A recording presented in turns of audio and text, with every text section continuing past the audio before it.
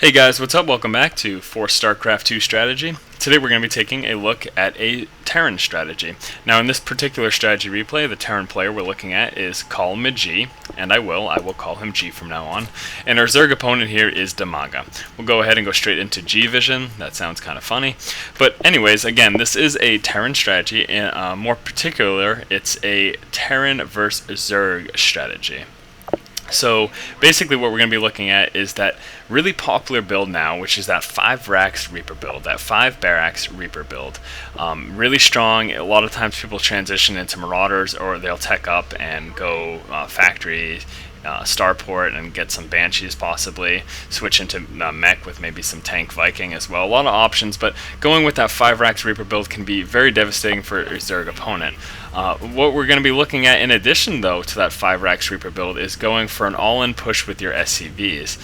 We're going to basically amass Reapers, and if we can catch our Zerg opponent in a position where they're not as strong as they could be, where they're kind of in a disadvantageous position, then we're going to push out at them at that point with our massive Reapers and SCVs. Now of course before that point, before that massive push, we're going to do as much harassment as possible with our Reapers. So taking a look at the build order, we're starting off with that 10 supply pool, as is per the usual, followed by that 12 barracks. We're going to follow that up, of course, with a 13 refinery. Now this is going to allow us to have the gas necessary to get our quick tech lab and start getting out Reapers as fast as possible. Now we are going ahead and moving out our scout. This is, of course, a 4-player map. We did get lucky in the instance, though, because we were able to scout our opponent immediately, and that's very good information. You're going to be able to find out exactly what they're going for. Taking a look here, we see this extractor. We see that spawning pool. The extractor definitely came up before that spawning pool, obviously. Now, in getting that fast gas, that tells us that we're likely to see either speedlings or a fast layer tech or possibly baneling roach. But those are the options. We're basically not going to see a super fast expand because of that. We could still see a fast expansion, but it's not going to be as fast as it could be because he is getting that gas instead of those extra minerals. So now, as soon as that barracks did drop and we had enough gas, we went ahead and got that tech lab that was at 15 supply. We also, at 15 supply, got our Orbital Command. Orbital Command, getting that very early is quite essential. Getting that mule and those extra minerals is a really vital part of most Terran builds. A lot of your timing is going to depend on those extra minerals that come from that mule. And we did drop our second refinery as well as 15. So at 15 we got our Orbital Command, the Tech Lab, and that refinery. A lot of stuff going on at 15 supply there. Now we are of course going to start building our first Reaper as soon as this Tech Lab is attached, and here we go. We are researching those Nitro Packs. That was at 18 supply that we started researching that. Now at this point we're going to move out. We do have our first Reaper. So you want to move out and move into your opponent's base and see what you can do for damage, see if you can harass them at all. Now something I do want to say about these early pushes, you'll see them a lot in professional play. Both players here are very strong players. They're both, I know for sure Damaga is professional. I'm not sure about G though. This could just be a ladder game, not positive. But either way, they're both very good players. So something to note about this moving out really early with units to do harassment. This is very good. It's very strong. It's a very strong tactic. But the problem is a lot of mid to low range players aren't capable of doing this and macroing at the same time. So I mean, do this if you can. Move out early with these initial Reapers if you can, but if you don't think you're capable of doing this coupled with your macro and building the things you need to build, then I would just be a little wary of that. Now that isn't to say that you shouldn't try to improve and be able to do both things at once, but if you're really not capable, and if you know you're not capable of doing that, then just be a little wary of moving out and doing too much harassment with 1 or 2 Reapers, because if you fall behind in your macro, then this whole strategy isn't going to work. Now with that said, we had a lot of stuff going back on our base. We do have these additional 2 barracks that were both dropped at 19 supply, and these 2 more that both came at 23 supply. Now again, this is that 5 Racks Reaper build that we're going for, so as soon as the barracks has come up, you do want to go ahead and attach tech labs and start researching and start getting your Reapers, start training your Reapers as soon as possible. Now this is the point that we're going to be trying to mass up our Reaper army.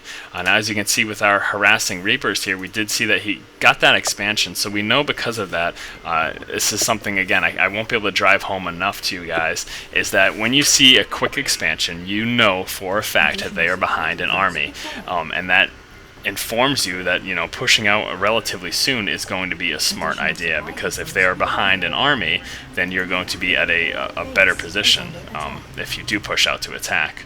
Now, as you can see here, the Zerg player did manage to get his lings up here. We weren't as safe on this ledge as we thought we were, and that is because, we'll go ahead and go into everyone vision real quick, he broke down these rocks. So that's something to take note of. If you're doing harassment on a fast expansion on this ledge, be wary that they can break down these rocks and push up on you.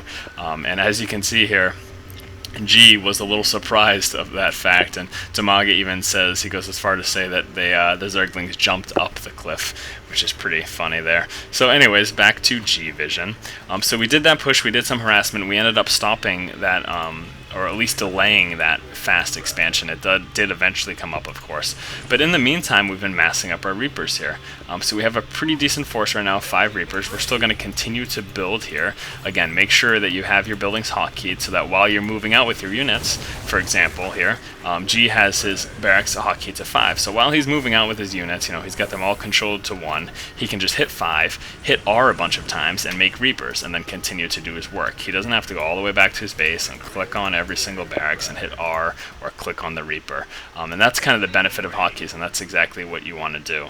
Now this is the point that we do decide that we're going to go ahead and move out. Now again, we saw that fast expansion, so we know he's going to be behind an army, and we are taking practically all of our SCVs. We're going to continue SCV production for the off chance that this doesn't work, because if it doesn't, we're pretty much going to be really screwed. But it's basically an all-in strategy. You're taking everything you have, nearly all of your SCVs and all of the Reapers that you have, and you're pushing forward to try to do as much damage. Now the point of the SCVs is twofold. They obviously do damage, but it's also used to create a wall and kind of surround units.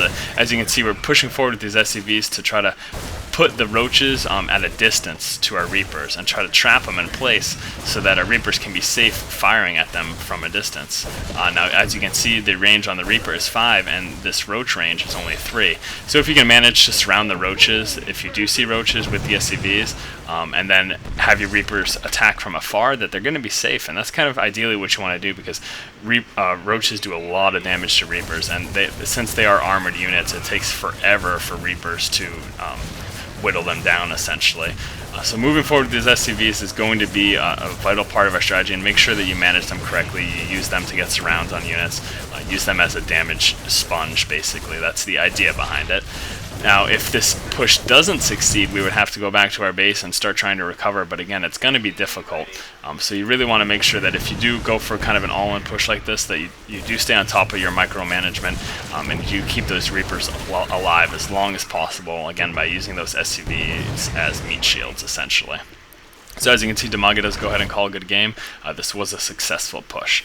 So we're going to go back here to the base and take a look at that build order. Again, this was the 5 racks Reaper build, which is pretty standard, but it was also, we added that little addition of going for that all-in SCV push when we saw that our opponent expanded and was a little bit behind in army size.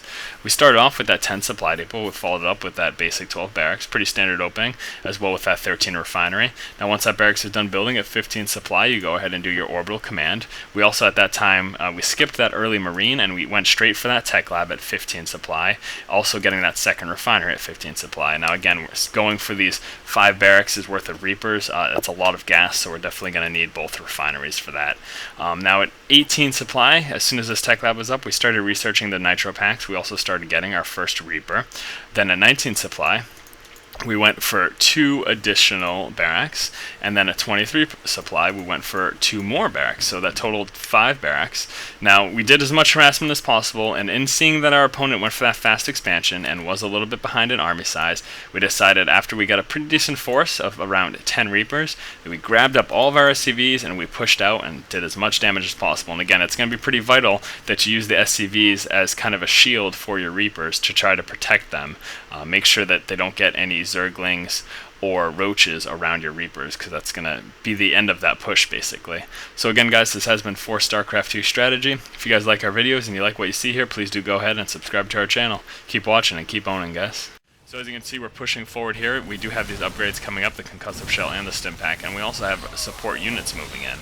Now we're taking advantage of that short range of the Roach by moving back, shooting, and then moving back again.